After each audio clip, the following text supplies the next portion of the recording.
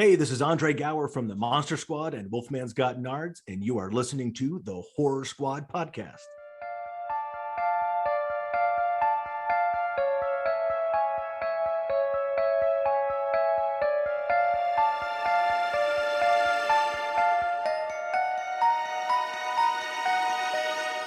Hello, welcome back to the Horror Squad podcast, episode number 223. Tonight we're talking about 1987's Near Dark. I'm one of your co-hosts. We got Todd, Steve, and Joe. I believe this is our first episode Samless, so rest in peace to her. She's not dead, but she's just off the pod, so we miss her.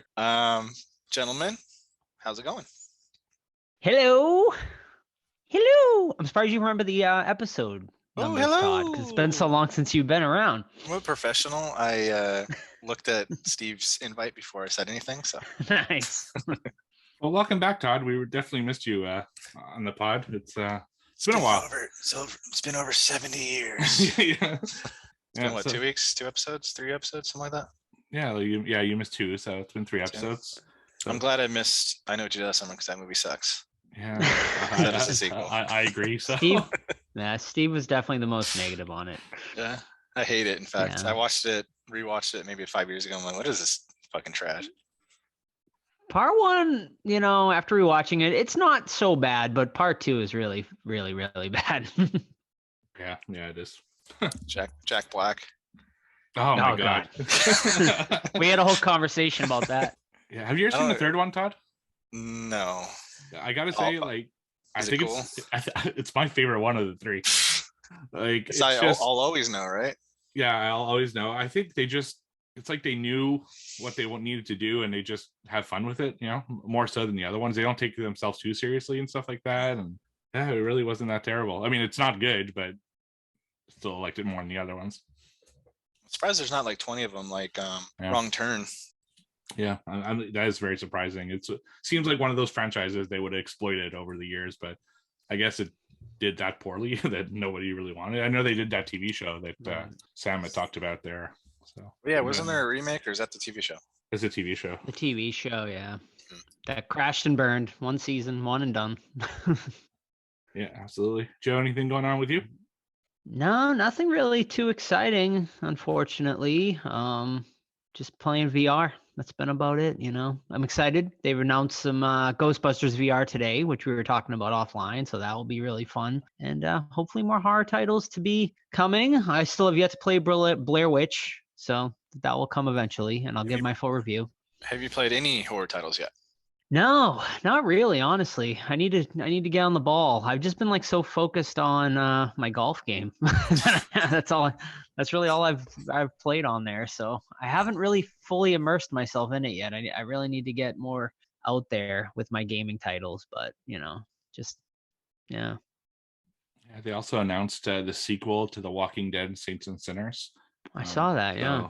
So that's pretty cool. And there was another horror title that they added a mode. Evil, yeah, they added a mode to Resident Evil 4, which apparently is one of the best games on VR right now. So maybe I'll check it out. I don't know. How do you move in RE4 though? Yeah, that's why I got to check. It's the movement that'll make or break my decision. But I assume, teleport. Yeah, but teleporting is. I mean, it's tough because you got those. If you played Resident Evil 4, the regular game, they're constantly coming after you. So teleporting would be kind of difficult. Yeah. But I don't know. Maybe they must have figured out something because it's so highly regarded. So hopefully.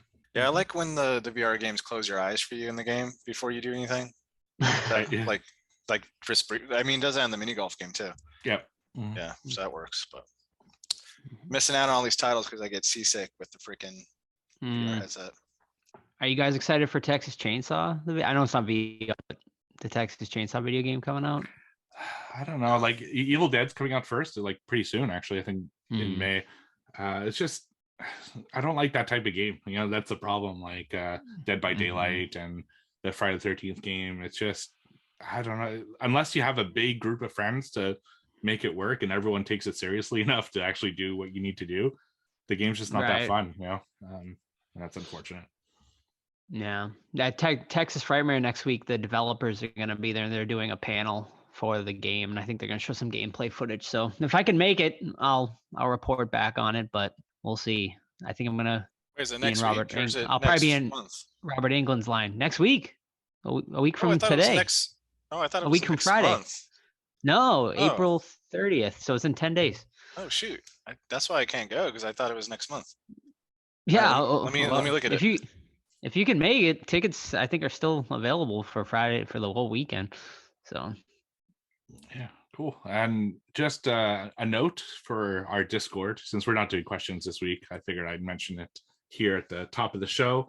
We are doing our movie club review or hangout on Friday, the day this episode is released. What we're doing this month is, unfortunately, Velocipaster. So this is a movie that's highly regarded by the horror community. I do not understand it one bit. I think it's an absolute garbage movie, but I respect other people's opinions, and I hope somebody in the group actually likes it so I can know what exactly I'm missing. I watched it twice already. This will be my third time for this review. So if you'd like to join in on that conversation or any conversation, just send us a message. You can join our Discord. We'll send you a link. It's free. There's nothing like that. There's no paying or anything like that. And we're going to choose the movie for next month and keep it going. So it's been a lot of fun for the people who have joined, and hopefully some of you will be able to make it this time. Cool. So where do we start? Want to do some news first, or?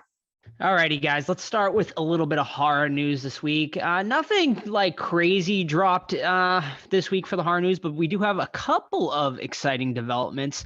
The first being with Lionsgate Pictures, who apparently want to start reviving some of these horror franchises. So the biggest two that came out this week was that Lionsgate is plotting their return of the Leprechaun franchise. So Bloody Disgusting reported on this.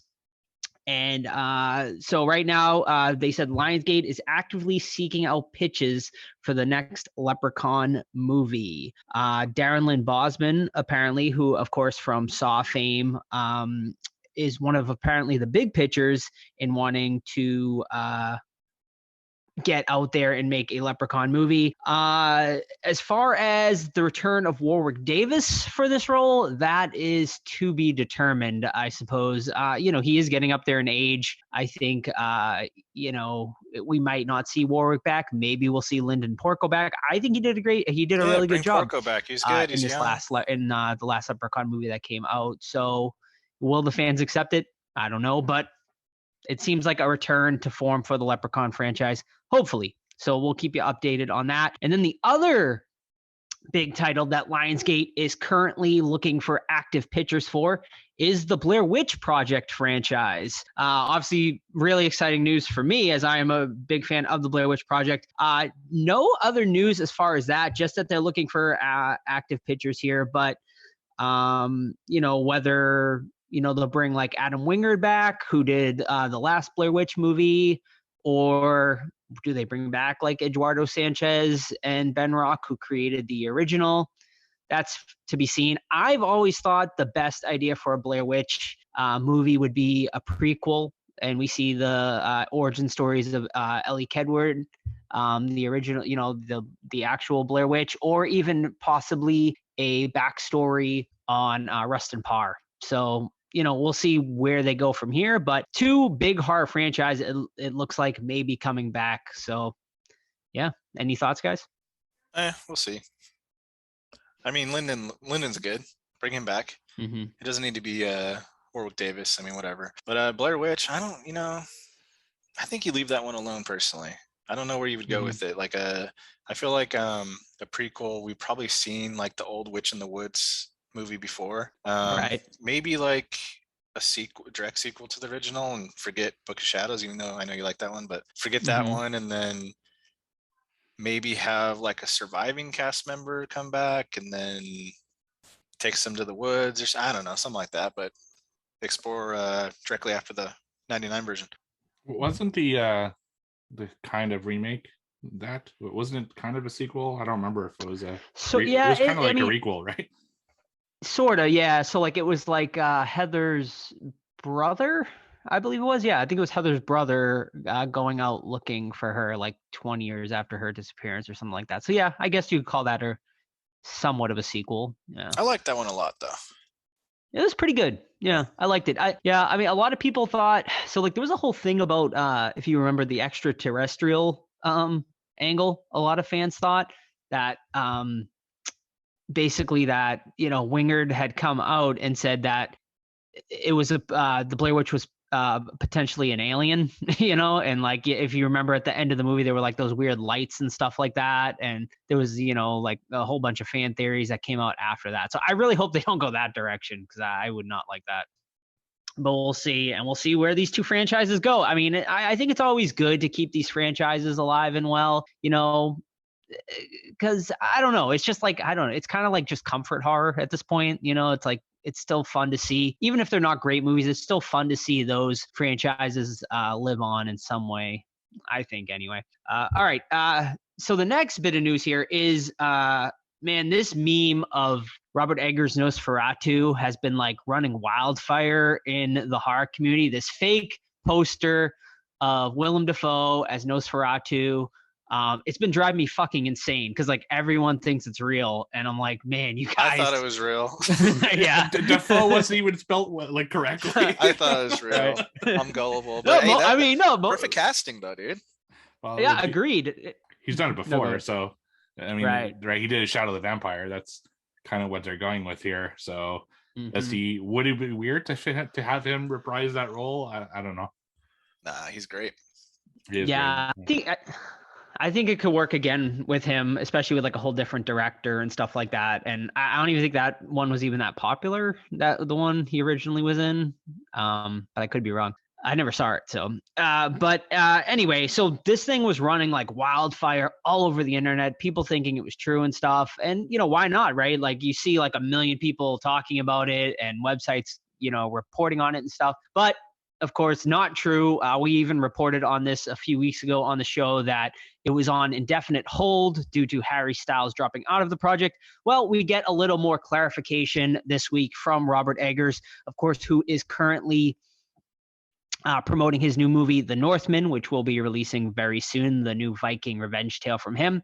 He was, of course, asked about this Nosferatu movie, and what he said was, he doesn't even know what is going on with this movie. He said, getting straight to the point, in this interview, he just said, dude, I don't know. It's fallen apart twice. I've been trying to get the word out because the word did carry that Harry Styles was going to be in the movie. I just want to be clear that he was going to be Hutter and not Nosferatu himself. He said, I've been trying so hard, and I just wonder if it is just not going to happen for me. So that is basically the word on that. I would love to see it happen, but as of right now, it doesn't look like this movie is going to be happening anytime soon. So those rumors of Willem Dafoe coming on to play or anything can officially on this show be shot down for you guys. I know that it is not true. Maybe it will be true. Maybe Dafoe does come and play Nosferatu eventually in this hopeful. I think this is Eggers' passion project movie, though. I think eventually it will get made, but it might take a few more years before we see this project actually come to light. All right, before you move on to the questions, I just have a question for you guys and everyone listening. So if you want to hit us up on Discord or on social media, obviously we're all big horror fans. We listen to this, we watch horror movies, and presumably we have a lot of non-horror friends, family members, coworkers, whatever the case may be. And especially on Facebook, I see a lot of people like kind of putting out posters and articles and movie news that we know is fake because we follow horror so much. Do you guys correct them, or do you just let them live in their fantasy? Like, for example, I see like the Beetlejuice 2 poster all the time, the one with Lydia and Beetlejuice kind of hiding their face as confirmation of that coming soon. Or I mean, I see stuff all the time that I know is fake, but I resist the urge to say anything because I don't want to be that guy. I don't want to be like, well, actually, blah blah blah, I know this. So do you guys correct, or do you guys just let it go?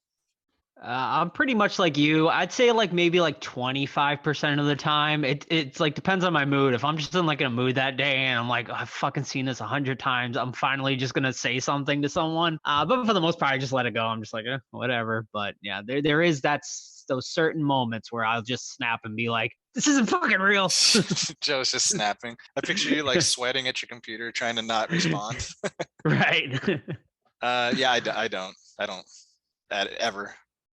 Because it gets you in an argument sometimes. I remember I got in an argument with this girl in my last job about Titanic 2 being a thing. I'm like, no, I saw the same fake trailer you saw. Titanic 2, how would that be a thing? No, I saw it. It's a trailer, it's coming. I'm like, whatever, dude. You watch Titanic 2 then. I'd like to correct you, Todd, on that. There is a Titanic 2, and it is What? available on Tubi. Oh my There is, god. yeah. Oh In my fact, God. I just watched right before Oh jumping my on the God. show No. Titanic 3, which is Titanic 666. Okay, but those are horror Yeah. movies, so I'm imagining, right? 2 and Yes. 3? Not Okay, yeah, so- not like with Jack Dawson, not with No, like this- Leonardo DiCaprio. Yeah. No, on the this back. had them thawing out Jack. Yeah, So- I saw okay, the trailer. yeah. Yeah. It's actually a great trailer, but it has like a dance version of My Heart Will Go On and stuff as the soundtrack, which is fucking awesome. But yes, there is a Titanic 2. But yeah, I know what you mean. Like to me, it's just I don't want to look like the know-it-all jerk, you know. But Make sometimes sure if you do, you go, actually. yeah, exactly. I pull up my glasses. Yeah. But sometimes it's hard. Like, yeah, I see some things. I'm just like, and a ton of people are commenting about it. I'm just like, oh my god, you're gonna be so disappointed when you find out this does not exist, or probably will never will. Anyway, I was just curious when you talked about, because I did see the Nosferatu poster quite a bit over the last few weeks. So Yeah, it was ridiculous. I'm in like so many different horror groups, and I must have saw that fucking poster like 50 times, and I was like, it was driving me insane. But speaking of Dracula and vampires, Ryan Renfield, the new Nicolas Cage Dracula movie, has officially wrapped on filming. It will be releasing in theaters April 14th, 2023. So keep an eye out for that. That still was I awful. am super interested. That still was so Well, bad. Oh, the picture of him? Yeah, I know it's out of context, but geez. I mean, it's a horror comedy, so I feel like it's going to be fun at Eh, least, you know? Yeah. So we'll see. His new movie is supposed to be like great. It's like 100% on Rotten Tomatoes or something like that. It's like insane. But we'll see. All right, let's keep this Dracula news going. We are doing vampire movie tonight, right? So might as well keep it going. This one being sad news, of course, as Karen Kusama, famous woman horror director who has done why can't I think of it right now? Jennifer's Body and The Invitation. She is actually was supposed to be making a Dracula movie, which I had no idea about this. Apparently, she was hired to do a Dracula movie for Blumhouse and Miramax Pictures. Well, unfortunately, it will not be moving forward, as it has been reported by THR. Miramax has exited the project, which has completely torpedoed this production, and which was supposed to actually begin next month, but apparently it has been completely shelved, and it does not look like it is going to be happening anytime soon, if ever. So kind of sad, because actually I would love to see her take. I mean, The Invitation and Jennifer's Body, also a pretty solid horror movie. So I would have liked to have seen her take on the Dracula mythos, but we may not be seeing it. So sad news there.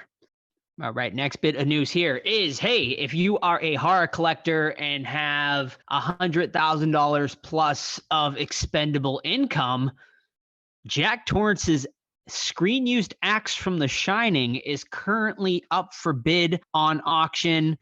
It is currently at a high bid of around $55,000, but they're expecting it to reach 100,000 plus. If you got that money, go and put a bid in over on Prop Store's website. So you guys want to put our money in? I would love to get that. That'd be amazing. I mean, that's a holy grail item. Yeah. I saw it once. It was at Planet Hollywood in Orlando for a little while, I guess. That's cool. But they closed it, so I guess they're selling their stuff. If I worked at Planet Hollywood, I would totally steal that. I don't know where it went. Right. They have so many props, they wouldn't know. Yeah. Yeah, but yeah, so that's like definitely one of the top horror items like ever, right? And what makes this one a really top horror item is that because there aren't like a ton of sequels and stuff, like Freddy's Glove would obviously be amazing, but there's been so many of them over the years that it's, this is like a huge piece. So that's awesome. Definitely. Yeah. From what I've heard, there's like about 20 in existence. Obviously, not all of them screen used, but about 20 production made ones. From what I'm hearing about this one is Kirk. Everyone seems to think Kirk Hammett is going to be the winner on this one because apparently he obviously is a massive horror collector. From Kirk Hammett from Metallica, and he is a massive Shining fan. So apparently, from what I've heard, he's going in big on this one. Surprised Guillermo del Toro doesn't buy it for his museum house he's got. Yeah, he might Or too. I'm sure Rob that Zombie. right. We could see a bidding war between. I mean, obviously that's someone who's going to get it. It's not going to be a regular Joe. Exactly. Yeah, it'll be someone super rich, someone who owns a museum, or really famous, probably private collector. But I went to Kirk Hammett's private collection tour he did. It came to a museum in town, and it was fucking awesome. He had like the crazy, he had like all of these original like movie posters, like from like the classic Universal monsters and stuff. It was wild. It was really cool. I'll send you guys. He had some really cool props too, but the posters was really impressive. All right, next bit of news here is fans of Pennywise and It who might want to go and check out Las Vegas. Escape It, Pennywise the Escape Room will be hitting Las Vegas sometime this summer. So this unparalleled attraction will include more than 20 interactive rooms, state-of-the-art special effects, lighting, animatronics, and live actors to create a fully immersive and terrifying experience. 20 rooms is gigantic. Yeah, that's legit. Yeah, it's so Escape It will be conveniently located less than 5 minutes from the Strip. So pretty cool, coming soon. All right, they just recently unveiled the Blair Witch Escape Room and also the Saw Escape Room. So fucking, you can go to Vegas now and have a hell of a time with all these new horror related stuff there. I know they used to have Eli Roth used to have them, but I think that got shut down not a few years back. But Zach Baggins, I know, has his little haunted museum there. So yeah, a lot of stuff to do for horror fans in Vegas. And my final bit of news here, once again for the collectors and NBA fans, as Kawhi Leonard has unveiled and New Balance have teamed up to reveal a Goosebumps line of sneakers. They are actually like really, really cool. So they will be priced at $160. And if you're a fan of Kawhi Leonard or Goosebumps, a cool little thing you could add to your collection there. Yeah, so that is it. And that is it for horror news this week, guys. Awesome. Sweet. So before we get into somewhat watched, I think, Todd, it's been a while, so gonna bring back a little Todd favorite. Deadly Grounds coffee. Everyone thinks because you're a zombie, you don't know good coffee. Well, they're wrong. There's only one brew that gets my seal of approval. Deadly Grounds coffee is my guilty pleasure. The aroma is so intoxicating. It brings all of my neighbors out of the woodwork. Deadly Grounds coffee. Coffee to die for and zombie approved. It's good to get a little deadly. Use the front door! Oh, they're so disgusting. I'll go first. I watched one from '88. I believe it's a Korean or Japanese film. I forget. But it's called Evil Dead Trap. I think we talked about it like a year plus ago. But it is... No, it's Japanese for sure. So this late night kind of newscast girl, she does like, 12 o'clock kind of special edition late night bullshit newscast, right? And she has people send her in videos, like some of them are creepy, weird, whatever. Then she gets one that looks like a snuff film. So through some detective work, her and her film crew figure out where it was filmed, and it's like an abandoned military place or whatever. They go there, and then wonky shit starts happening. You got spirits, you got people running around and killing people because they want to sacrifice people to the spirits. It's very weird, but the kills are awesome. They're extremely inventive, and they come out of nowhere sometimes. Like you have this one girl, right? She's walking around, and these giant spikes come out of the walls and just impale her in a bunch of different ways, and it's all practical. It looks awesome. But, it did drag on a little bit too long. Like it could have been maybe 15 minutes shorter and had more of those kills back to back instead of like one kill and then talking, one kill and talking and so on. There's some good nudity in it for the nudity lovers. And I honestly think that Malignant either borrowed, honored, or stole some stuff from this, because the twist is that it's kind of a little fucking like, what do they call it? A twin that's attached. But this one is inside you, and it's like fucking gruesome because it comes out and like it gives birth to it and everything. But it's talking to him the whole time, similar to Malignant. So Evil Dead Trap, 1988. There is a cool Blu-ray out of it. I forget who puts it out. But yeah, if you ever see it on like Tubi or something, I highly recommend it for the kills alone. But other than that, it's nothing you have to run out to try to hunt down. That actually sounds pretty awesome. It's pretty cool. I only got one this week, and it was a rewatch, one I hadn't watched in a while, and that is The Collector. It was on TV, so I decided to just give it a watch. So this one is about these cons who decide to rob a house to pay back some sort of debt. And they basically picked the wrong house because there's another gentleman in there also trying to rob this same house essentially, and he is basically psychotic and sets all these and has like all these like crazy traps and whatnot. And yeah, it's basically them trying to survive this psycho. And this movie is like super underrated. You know, it like it's talked about, but I don't think it's talked about enough because it's actually like really quite an awesome movie. The traps are all really pretty cool. I think maybe because a lot of people consider it kind of like a Saw ripoff, which I guess in some ways it is, but in a lot of ways it isn't at the same time. And I also like the sequel's actually really solid too, The Collection. And I think there was talk about a third one coming out, but I feel like it got like put on hold or something like that. But I would love to see a third one. I think this could be a great franchise to continue on with. But The Collector in general, definitely the best of the two. But The Collection has a better scene. If anyone remembers, there's like this crazy dance club scene in the sequel that's fucking insane. But great, really cool gore. You know, great traps, and the ending of the Collector is really, really awesome. So I definitely recommend this one. Definitely one I think is worth revisit if you haven't seen it in a while, and if you've never seen it, definitely check it out. It's also a great rack in that movie. Yeah. Yes, there is. I've only seen that. I haven't seen past that first opening scene in the collection for some reason. Like I remember I got sidetracked and just never watched it again. I need to try it out. Mm-hmm. It's pretty good. It's definitely not as good as the original, but it's a solid sequel. All right. So my first one this week is a 2022 film that I watched over on Netflix, and it's called Choose or Die. So a movie starts off with a guy. He's playing on his like old school DOS computer, and he's playing like an adventure game. And all of a sudden, he's like, this new screen pops up, and he doesn't know really what it is. It seems to be a choose your own adventure, but like the written form. You old school gamers might remember those. I know I do. So he's not sure quite what to make of it. Then he like finishes off his beer as he's looking at it, and the game asks, would you like another beer or would you like something else? I forget what the other option was. And he's like, well, I want another beer. He puts yes, and then another beer just pops up on his desk. He's like, what the fuck's going on? And then he thinks it's a really cool thing, and then asks another question that's irrelevant.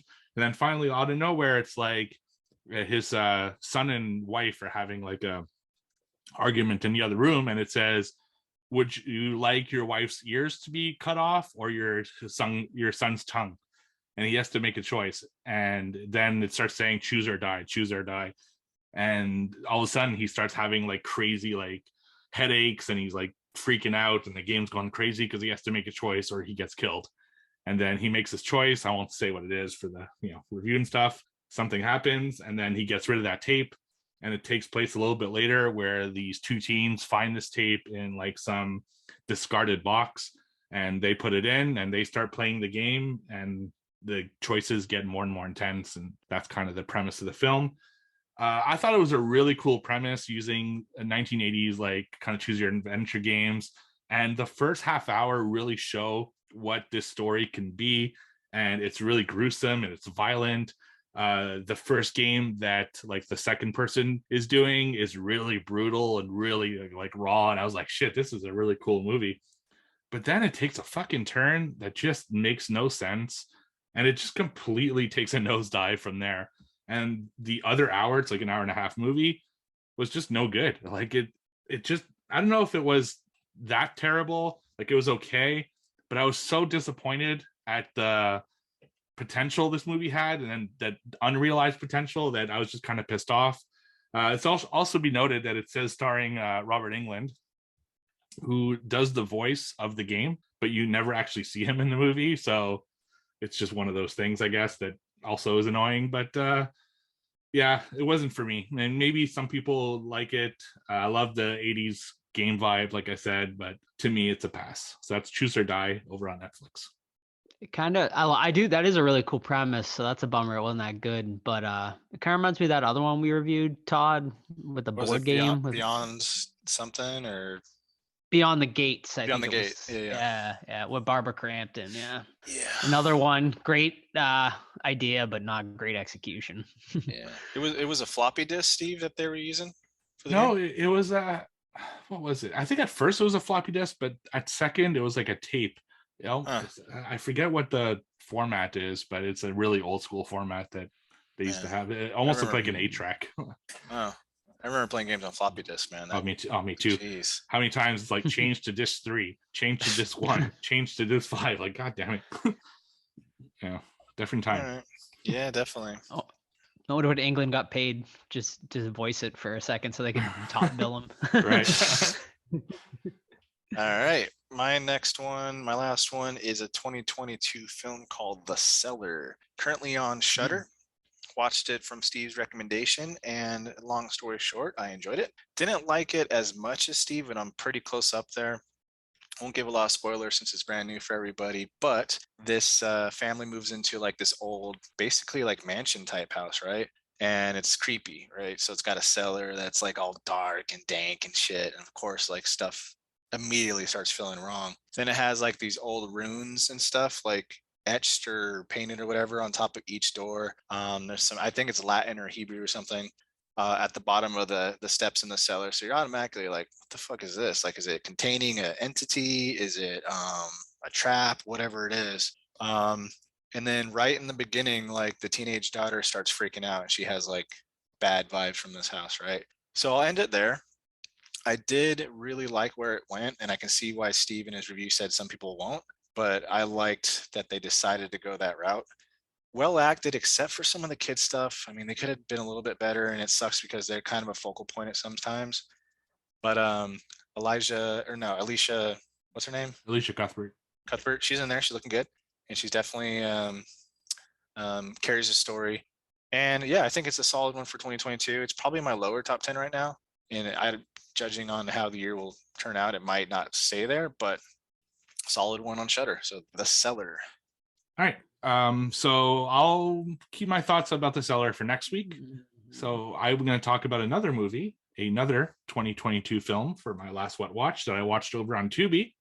It is the movie I mentioned just a little bit earlier, Titanic 666. This is a Tubi original, if that's anything to go by. In this one, they are going to set sail to Titanic 3 because there's a Titanic 2, like I mentioned before. So they're about to set sail to Titanic 3 as an homage to the people who have tragically passed away on the Titanic. So they go on this expedition with a bunch of some of your favorite people, social media influencers and rich people, to kind of plug the new Titanic that they're going to start running cruise lines on. So on the ship there's this collector guy who has old pieces from the original Titanic that he's salvaged, and he's showing them off in some kind of like display on the ship. Meanwhile, this girl is very upset about it because she says that belongs to the dead and they should have never been like brought up from the sea. So she does this like kind of spell on one of the items, and the spirits of the dead come back and try to get their items back by killing the people who are either wearing the jewelry or have pieces of the collection on them. And of course, by doing that, they possess someone to break the ship to the point where they don't have control over it, and shocker, they hit an iceberg. And the rest of the story takes place as the ship's going down. So obviously this is a terrible movie because it's a Tubi original and not a lot of them are very good.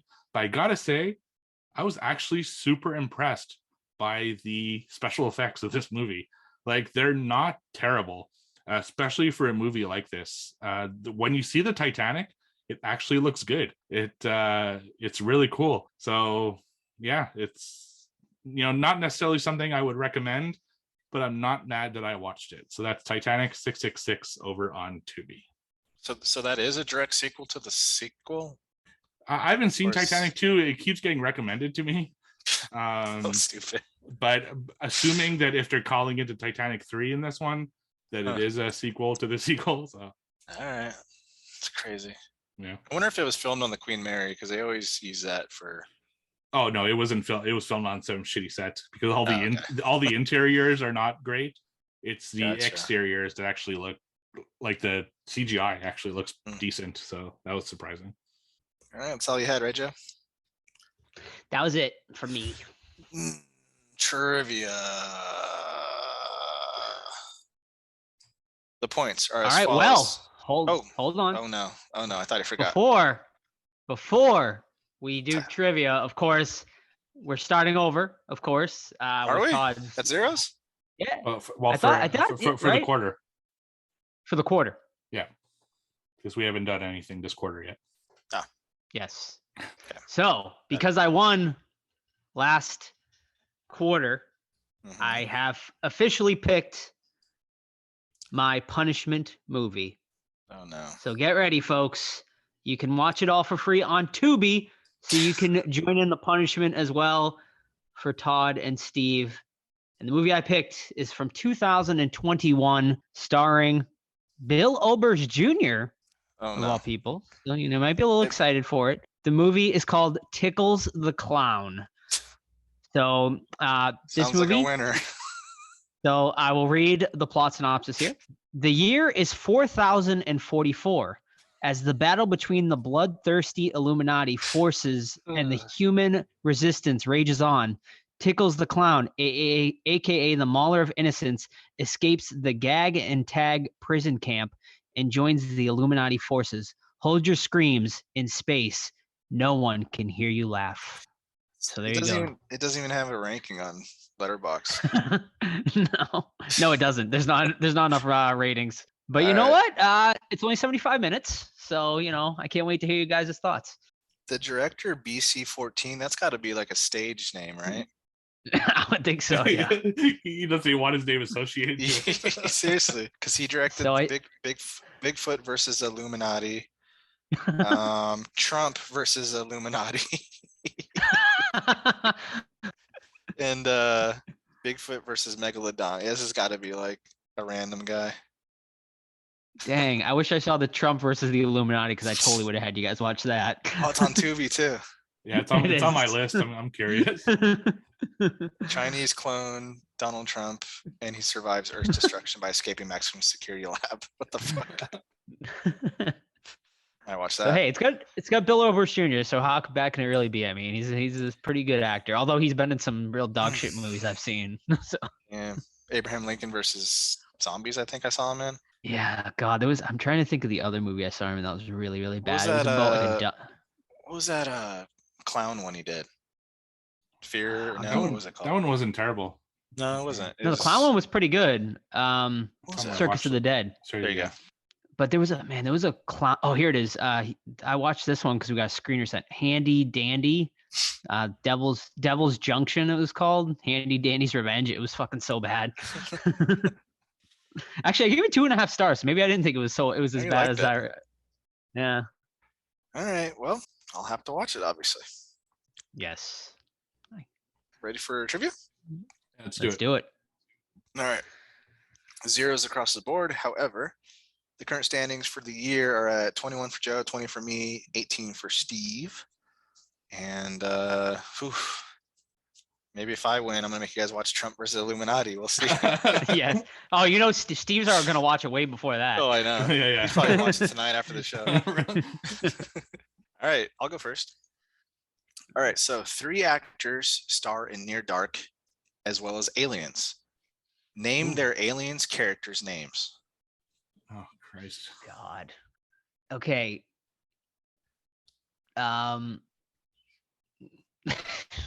Lance Henriksen. Yeah, but name his characters. It's characters. Right. God, I can't remember.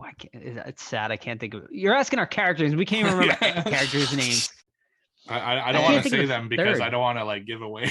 I'll tell you who it Well, I was. mean, It was, Bill Paxton, Lance Henriksen. I can't think of the third though. it was his wife in this one is in Aliens. Oh yeah. Okay. Oh. Yep. Man, you guys. It's been too long since I watched Alien. Oh man, I love Aliens. All right. I mean, I give it love up. Aliens. Yeah. God. Hold on, wait. Dang. Let me just get one. There's All right. one. Is Hicks? I get a. No, Hicks is played by Michael Oh. Biehn. Oh, that's right. God, dude, I have the Lance Henriksen like figure of his the cyborg character. God, yeah, I can't fucking remember. It's been a while too. All right. Well, we got Bishop. That's right, Bishop Fuck, Bishop. We got Okay. Private Hudson. Hudson. Yeah. Game over, man. Game over. And we got Vasquez. Okay. Okay. Yeah. Man, I thought those would be easy ones. Yeah, it's been too I long. love that. Yeah. That's one of my favorite movies, man. Love it. All right, I'll go next. Alrighty. So this one comes to us from Kayla. Kayla. She sent me this like a long time ago. Just we haven't done trivia in a while. In the Ring, Ooh. what is Samara's last name? Weaving.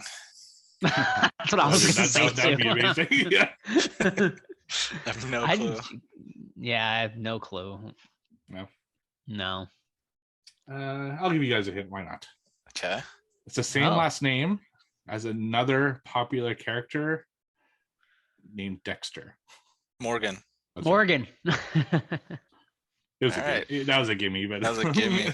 Yeah. Why not? Yeah. There you go. All All right. Samara. I Morgan. wouldn't have known that either. To be fair.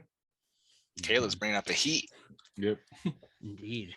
All right. My questions this week are all vampire related trivia questions from famous vampire movies in honor of our movie Near Dark tonight. Nice. So, question number 1. Who directed The Lost Boys? Jerry Bruckheimer. He's more producer, isn't he? Incorrect. Really? Damn. Could have sworn it was him. God, It is a famous director. It's not Jerry Bruckheimer. I just watched it on the fucking 80s documentary. Damn, my homie Brent. This is his favorite movie. He's probably like, I'll give Steve a hint. I mean, I won't give a hint. Let Steve have a guess if he wants, and then I will name off some of the other movies he has directed. Go ahead. I can't think of it. Okay. I'm gonna give you the obvious one last, Yeah. because that will probably give it away right away. Okay. So this man has also directed The Phantom of the Opera, Phone Booth, 8mm, and Batman and Robin. Oh, it's Joel Schumacher. Correct. oh, good one. Yeah. Darn. That's not who I was thinking of at all. So, wow, really? He did Lost Boys. He passed away recently, didn't he? Yeah, I think so. A couple years ago. I think he did. He died. June 22nd, 2020. Yeah. Bummer. I love Batman Robin's like one of my fucking like Guilty So pleasures. guilty pleasure movies. I love it. I quote it all the time on Let's XP. Bat nipples. Yeah, it's a fucking Schwarzenegger, man. He just kills it. Poison Ivy, though, man. Oh yeah. Ooh, Gosh, yeah. damn. Hello. All right. How much money was Caleb short for the bus in the movie we're watching tonight? $3. $3. Correct, Steve. All right. Can you help me out? Be a Alright. good boy. Which famous horror actor was a backup singer on Elton John's "Can You Feel the Love Tonight"? Robert from Englund. All right. Really? I saw this TikTok the other day. That's me too. It's from TikTok. I know Robert Englund and Rick Astley. If you could fucking Yeah. believe it, That's strange. Mhm. right? I had no Right. idea. Was he like a singer before? I don't know. Nah, Huh. I don't It's know. So Yeah, random. it is. I can never hear that song the same again. Knowing that. Alrighty. That's a Back new to me. one. Yep. All right. How many characters does Cheech play in From Dusk Till Dawn? 2. 3. Steve got it. It is 3. So he plays the border patrol officer, the doorman at the bar, and Zeth Gecko's friend Carlos at the very end. If you can find cheaper pussy, fuck it. All right. So, all right, what movie am I? I'll give you some clues here. All right. Remember, if you guess, you cannot guess until I'm done. black candle, virgin, 2 brooms and a vacuum. Hocus Hocus Pocus. Pocus. Yeah. Hocus Pocus, yeah. Joe got it first. All right. Technically black flame candle, but that would have been a little too Right. obvious. Yeah, right. Yes. All right. All right. So we're actually recording on 420 today. If Yes. Potheads rejoice. right. So a little 420 inspired question here. What's the name of the bong in Evil Bong? Smoky. No. Yeah. I've mentioned it many never times seen before. one. Have you? Bonger, bongy. I'll give you guys a hint. It's a female. So it's a female. It is a name. female. Is it like weed related? No. Okay. Mary Jane. No, it's not. Oh, that would be a good one. You think it would be that? It would be. It would have been, but it's not. It's not weed, really, as far as I know. Maybe it's a type of weed. I don't know, but I don't know. you guys give up. Yeah. It's Evie. Evie. Mhm. All right. It's a girl character though in the movie. It is, yeah. Huh. Sassy. Sassy bong. Sassy bong. Hey, Would you guys known who? So, Evil Bong had a child, Gingerweed Man. Do you know who the father is? Ginger No. Dead Man. Yeah. It gets so crazy. They're doing the last one now. Finally, Evil Bong Infinity. So we'll see how that goes. Nice. Yeah, speaking of those, for the collectors, Full Moon is offering, if you buy their year online subscription to their stuff, you get 10 free movies and it's either a Ginger Dead Man or Evil Bong collection set. So it's like Nice. $50 for all that. It's not bad. Sweet. Mhm. Yeah. Anyone going to Texas Frightmare next weekend? Charles Band's going to be there, and he's premiering Attack of the 50-Foot Cam Girl. So God. I'm gonna attempt to attend it, but we'll see. Just depends how the autograph lines are. Alrighty. Last one of the night. Tom Holland directed the vampire classic Fright Night, but what other horror film is he most famously known for directing? Child's Play. Oh, Correct. never mind. Yeah. Oh, yes, That's correct. it. Yeah. That's right, because Don Mancini wrote the first one. That's right. Yeah, that's right. Cool. All right. That concludes it. 2 for me and Joe, 3 for Steve. Tight race for quarter number 2. Mhm. All right, we got Near Dark. Let me pull it up right quick. Just while you're pulling it up, just for context, why we're doing this movie.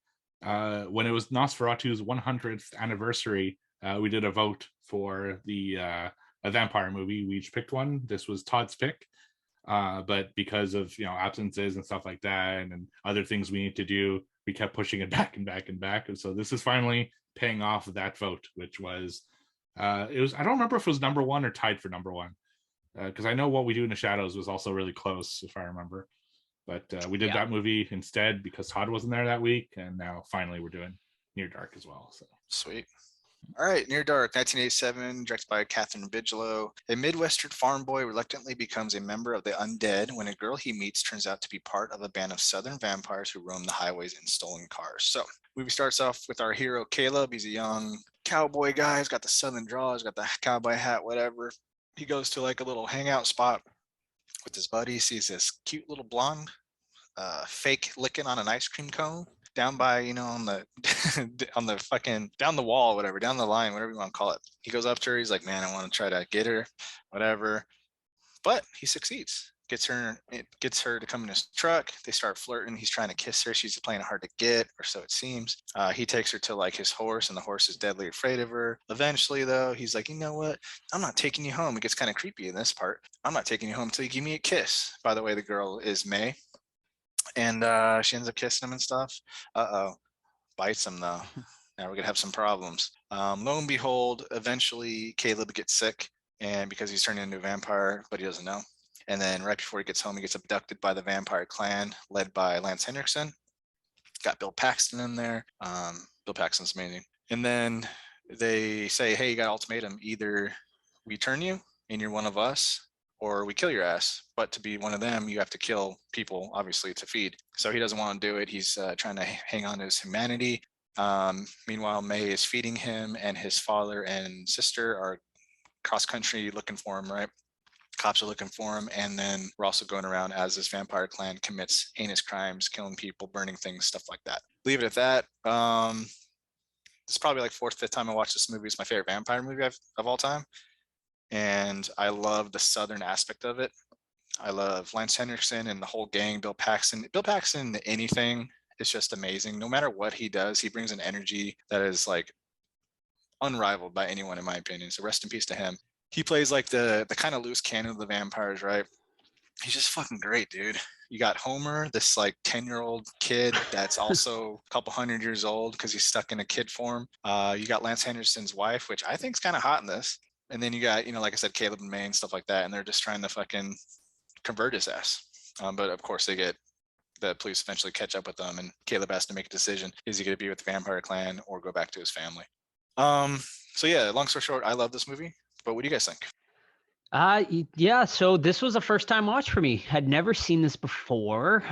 Really didn't know much about it at all, besides that it was a vampire movie. Man, if you told me this was like a vampire western, my expectations going in would have dropped dramatically, because like I am not a big fan of western movies, really at all. But man, it really worked well in this movie, and I ended up really, really enjoying this one. I mean, I definitely had some issues with it, but overall, man, I really enjoyed the ride here. I never found it really boring. Like, I was always interested in what was happening.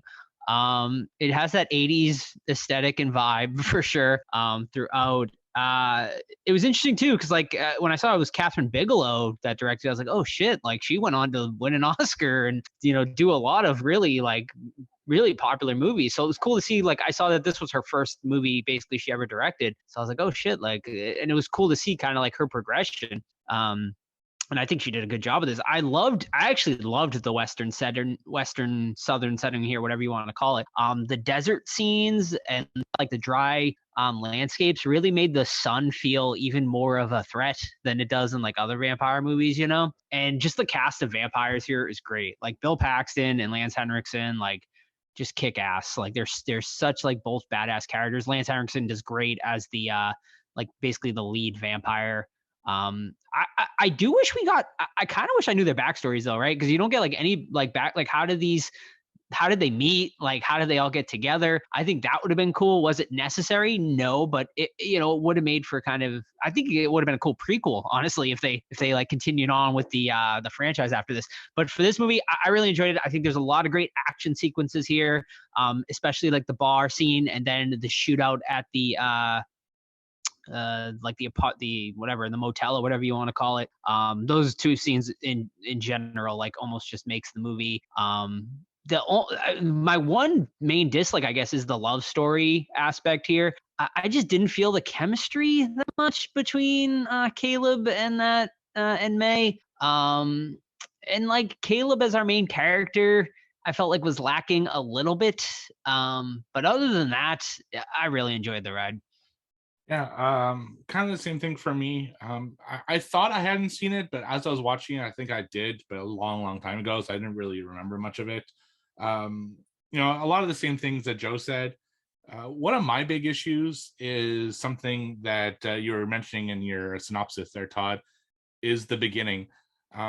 They start the movie by showing you how much of a dick Caleb is and how like he's really pushing himself on May and really creepily too. Like he does stuff that's really like rapey and I ain't moving the car till you give me a kiss. Right, exactly, like stuff like that. It's just like, and yeah, this is who we're supposed to root for this fucking movie. It's just, maybe it's a sign of the times now. Maybe definitely. I think so. Yeah. Right. But it didn't come out like, to me, it was just like, how am I supposed to root for this guy after watching all that shit? So that was an issue. I loved this, like the big set pieces in this. The bar scene, the van rescue scene, and the final battle and stuff. But I feel like everything in between was a little slow to me. I was like kind of waiting for something big to happen. So that was also, I guess, a bit of a down. One thing I absolutely adore about this though is how gruesome like the sun felt for these characters. like a lot of these vampire movies, you know, they talk about how dangerous the sun is, but you never really get to see it. And when you do, it's not that gruesome. It's just like they just turn into dust or whatever. Whereas this one, you felt like how imposing the sun is to these characters. But at the same time, they didn't seem to really take care of themselves in the sun so much. Like for characters who've been alive for such a long time, they're taking a lot of fucking unnecessary risks and stuff. Yeah, they cut it close a lot. A lot, right? Like, yeah. Like you should probably prep this 2 hours before the sun goes down, guys, right? Not 20 minutes.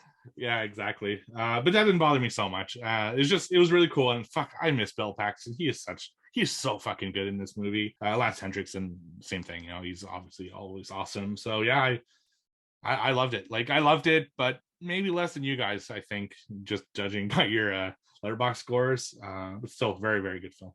Yeah. So my gripes for it, and I guess more this time around, I think that they should have fleshed out the beginning more with Caleb and May like falling for each other, because I understand Caleb's point of view because he's played as a horn dog and it shows, like he sees a cute girl and he's going after her and everything.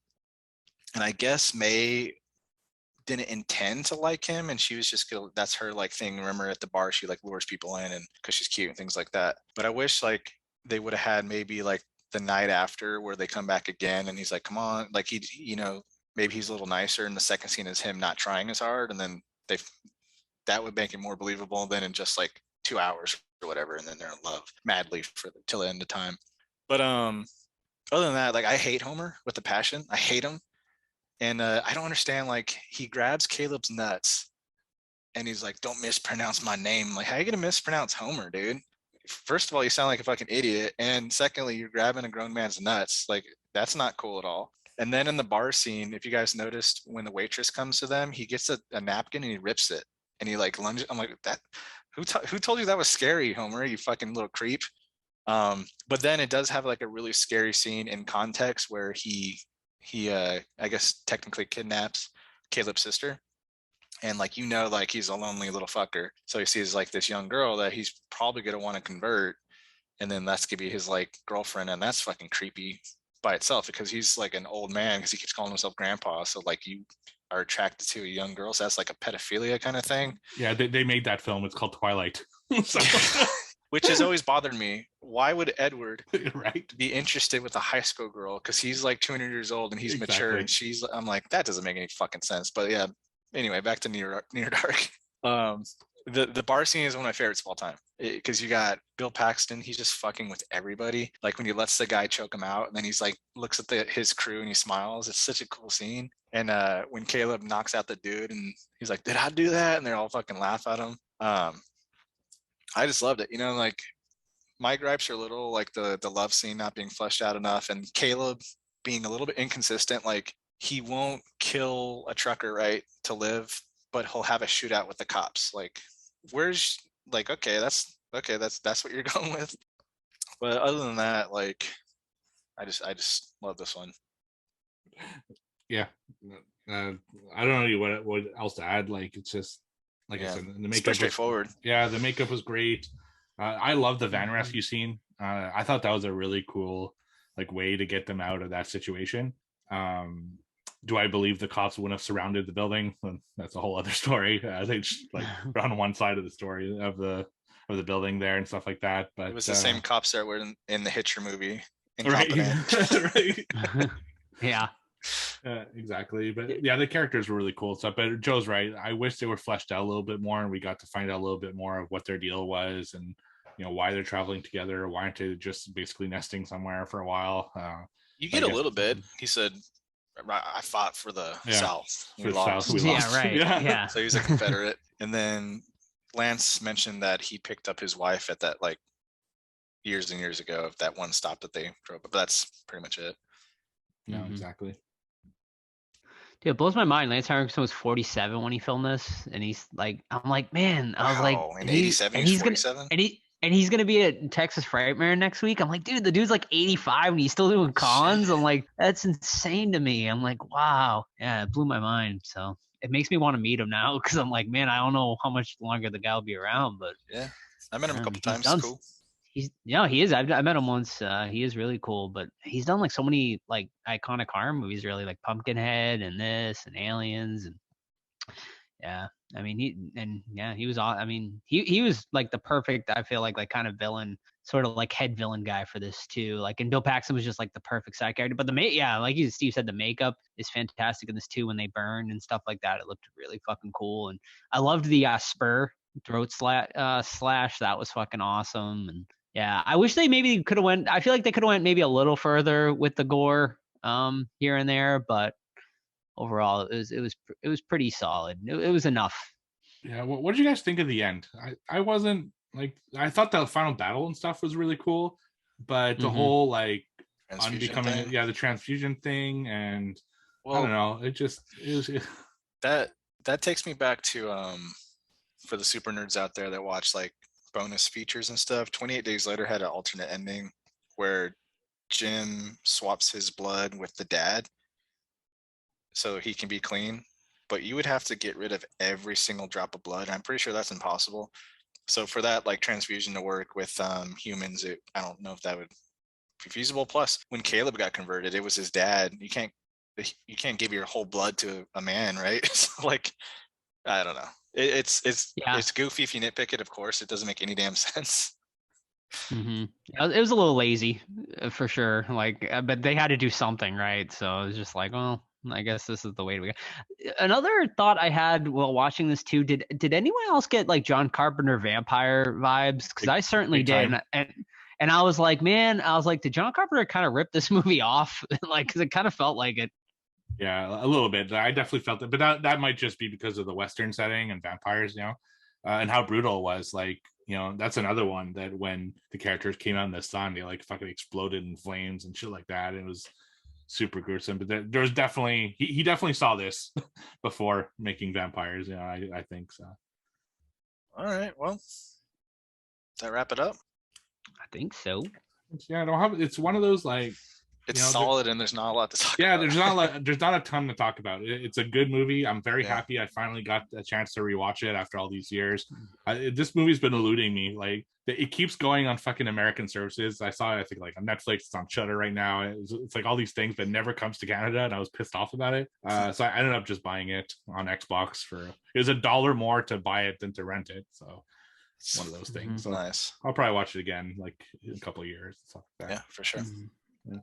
Yeah, and I'm going through IMDb for this too. Like, and of course we know what happened to Bill and Lance and all that stuff. But I guess May, like I forget her name, Jenny Wright, I think her name is, or something. But yeah, she did a couple movies and then just stopped. So it was kind of hard to look up what happened to her. There wasn't anything like concrete. She's still alive, but I don't know if she got married or what. But she was good, so kind of a bummer. But she did one con, so that's cool. Oh, did she? Oh, did she? Was it a reunion or just... No, some random thing? I know the Caleb guy, wasn't he big in like some superhero TV show? What? Like Save the World, Save the Cheerleader. I forget what it was called. Heroes. I believe he was in that.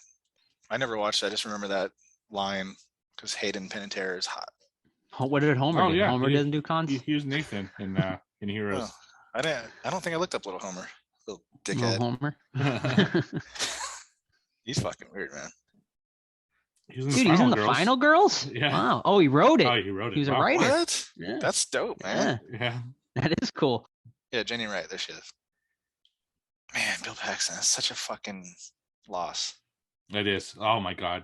So one of the greatest actors of all time, man. It's probably in my like this weird list to say, but in my like top 5 like hardest losses is probably Bill Paxton to me. I was devastated when I heard that. He's so good in everything. How did he? Was it cancer? Did he have Heart cancer? attack. It wasn't heart attack. Surgery, right? Yeah. Heart surgery. Yeah. It sucks, bro. That's too bad. That does suck. I just looked up Homer. His last acting credit was in 2007. He was in The Wizard of Gore. Oh shoot. Oh yeah. I think I've seen that. But yeah, he directed 99. He wrote created some TV show that went for like 62 episodes. That's cool. Right. Yeah. It was. That was my question though. Like the whole like, he is like a pedophile, right? Like in a way, because like wouldn't like he could have just abducted a grown woman and turned her, and it could have been his girlfriend, right? Like I don't know. Like maybe because he thought a grown woman wouldn't. There's some weird implications in this whole situation. Yeah.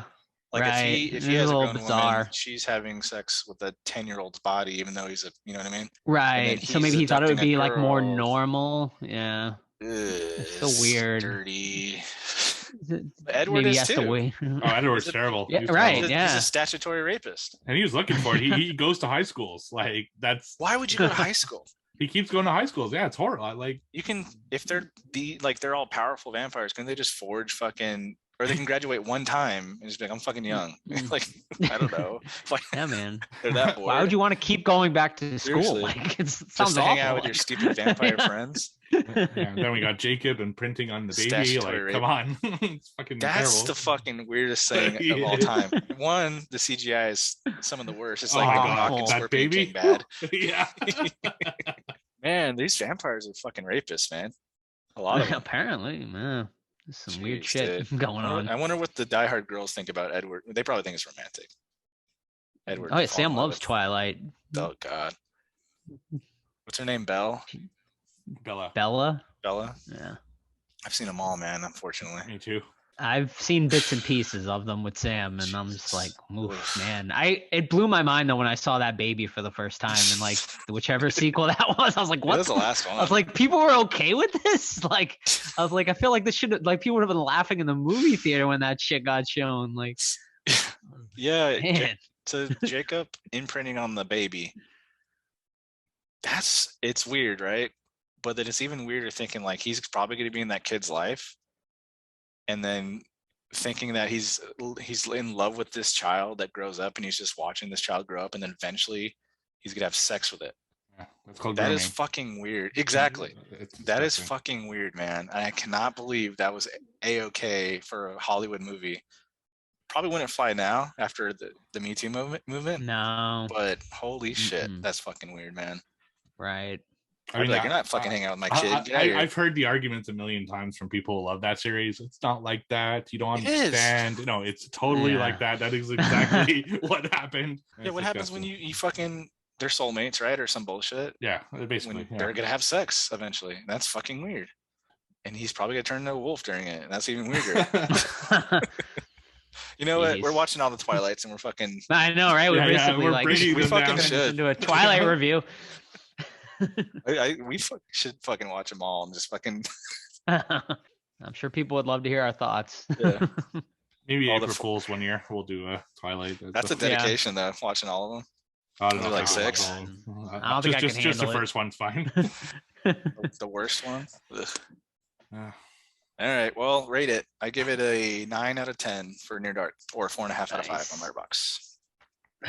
Yeah. I despite some of its flaws and problems, I think the 80s aesthetic really helps it too. Like I probably, if this was like a newer movie, I might not rate it as high, but man, like after watching this, I was like, man, I really miss the 80s like movies. Like I was like, I need to go back and watch more of them because just like, I don't know, there is really something about the 80s, like as cliche as it sounds, like, I don't know, it was just different back then. And just like the look of the movie and everything. But now's I enjoyed the hell out of this. No, go for it. Now's your chance because in 3 months we're doing our top of the I know. 80s. So this Right. that's what I've Dark been is doing. up there for me, baby. We Yeah, need to figure out though if Aliens is considered horror because that's going to be Right. a serious Funny contender. Yeah. I think Alien is a horror movie, but I would say Aliens is like straight sci-fi. Maybe we'll do a Discord vote, and if it's a yes, then we'll include it. If it's no, we won't. Yeah, we did that with Straight, Jurassic yeah. Park in the 90s, remember? That's true. Yeah. But yeah, anyway, I mean the action sequences and the actors and everything really makes up for the flaws, and I enjoyed the hell of it. I'm giving it an 8. Yeah, I really liked it too. There's a lot to love about it. Like Joe, I love the 80s aesthetic. Bill Paxton, oh god, he's so good. So good. But I'm a little bit lower than you guys, but still, I mean, still a decent score, and that's 7.5 out of 10. I will rewatch it though. It's one of those that, you know, sometimes the initial viewing is a little different. So I'm looking forward to watching it again like in a year or two. But for now, I think it's a solid movie, and I'm glad I watched it. Mm-hmm. And 80s is going to be impossible to top 10. It's gonna be really hard. Yeah. Now I'll 70s too. spoiler that Yeah. Spoiler, I doubt this will make my top 10, but I mean, I did really enjoy it. Both of you. The 80s is just It's so stacked. strong, man. Yeah. It's just so it's so stacked. Well, I Now know what I me and gotta Steve's decide. 70s is going to be, So but like 70s is by Yeah. far my hardest 70 because it's 70s is really my decade, but 80s is still tough. yeah, There's I mean, a my lot in the favorite's 80s. probably yours the same for 78, Yeah, probably. but and then you got Jaws, you got everything, dude. Exorcist, Halloween, there's it's so much it's stacked. iconic stuff Yes. too, like trendsetters. Mm-hmm. Yeah, That's be hard. Definitely. that's next year's problem. This year's problem is the 80s. And I'm going through them. Like I watch at least 1 or 2 per week, just to trying to hit the ones I didn't see or haven't seen in a long time. And I'm waiting for my heavy hitters. Like I'm gonna rewatch Alien. I'm gonna rewatch Lost Boys. The Fly. Isn't Alien 70s? Oh no, it's Aliens. Sorry, I was gonna rewatch okay. Aliens. Yeah. Mm-hmm. Lost Boys, 87, I think, or 86. Yeah, Friday Night. There's a bunch of 85, Return of the Living Dead, Fright Night. Gosh, damn. Yeah, it's gonna be a stack That's list. the top 10 right there. I have my top like 4 like down pat, but it's Yeah. the other 6 that I'm struggling with. If I meet Henriksen next week, do I have him sign Pumpkinhead or Near Dark though? That's the question. Because I already got something Alien signed. So. Which one you like better? Near Dark. I mean, I like them both. I think I've been rating them both 8s. I want to you? say. I'm not sure. Yeah, I think so. It's a tough one. I think I'd probably go Pumpkinhead. I don't know. Did you get Aliens for the first one? You met him? Yeah, I have a Bishop figure. I like the Bishop NECA figure where he's like cut in half. Yeah, I had him sign that. Yeah. Yeah, I got an 8x10 from Aliens. I gave Eric S. Actually, Eric S. has one of those too. I got 2 signed, and because I did like a giveaway, and he got 1 signed. I actually got 2 from Mondo because he gave me his figures when I went to Frightmare. Nice. Sign for him. Yeah, bitch. Shout out to Mondo. You bitch. I know you just mentioned Texas Chainsaw too, Todd. They're doing like a massive Texas Chainsaw reunion at Frightmare. Damn it, dude. Mm-hmm. Oh well. I got I actually got a poster signed by Gunnar Hansen and Marilyn Burns at CPA, and I'm gonna have the rest of the cast sign it. How much did that run you? It was $250 for It's the not 2 bad. of them. They're both gone. On a post. Right, Yeah. exactly. It's only gonna go that's up in why I price, had to too. do it. Yeah. Right. They get rare. It's not bad Exactly. at all. Yeah. Who's gonna be there, Grandpa? The only one I have from there is Grandpa. Grandpa, the hitchhiker, what's his face? The trucker. Oh, the dude at the end.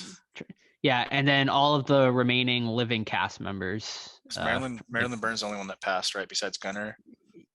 And what's his name? And Toby Franklin. Hooper, He's the director. Oh, Franklin. Yeah. Yeah, Franklin passed. So it's all the other original Franklin passed. cast. I didn't know that. Yeah. Darn, man, they're dropping. Fuck, dude. These guys are dropping like flies. Oh, man. And then there's a couple of rare ones too. The writer is gonna be there. I don't have my shit with me, dude. I got my. Yeah. Damn it, that fucking sucks. Yeah. Yeah. So So much- Alan Danzinger, who played Jerry, is going to be there. William Vale, who played Kirk. Terry my McKinn, who God. played Pam. And then Kim Henkel, who's the writer. And then the cinematographer, who's like really rare. Is Dude, gonna he be there, won. He too. won a best picture for cinematography for a movie. That's I think he did. that's Yeah. pretty cool. Mm-hmm. Yeah. Man, damn it. Oh well. You can still get something signed if you want. Yeah. So, you guys are watching The Cellar. I mean, I'm probably Yeah, not I think gonna we're be gonna able to cover attend, that. but I've already watched it. So if I can attend, we'll just have Mondo on anyway. We'll have 4 people, whatever. Mm-hmm. Yeah. Cool. Yeah, so if you want to check out The Cellar, it's what service is on Shudder? Shudder. Right? Yeah, so Shudder. it's on Shudder. I think it's worth checking out. So we'll talk about the review, but Joe will like one thing in particular for sure. yeah, he knows. Goats. He saw it at the poster. I There's a did. goat on the cover. Yeah. There's a goat. But is it a sexy goat? Just wait and Ooh, see. I don't. Well, We'll no, see. no spoilers. Big old dong hanging. Right. All right. Well, we have no one to close this out anymore. Right. So, Sam, come back to close us out. Yeah. let me channel her. We should just have Sam record a voiceover, just like with all that info. We can play it. But yeah, follow us. I'll do it. All right, follow us on our Discord. We got a Discord. You can send us a private message to get on there. You can follow us on Facebook, Instagram, Twitter. Just search the Horror Squad podcast. And yeah, that's it. We'll see you next week, guys. Bye. Thank you. Bye. See ya.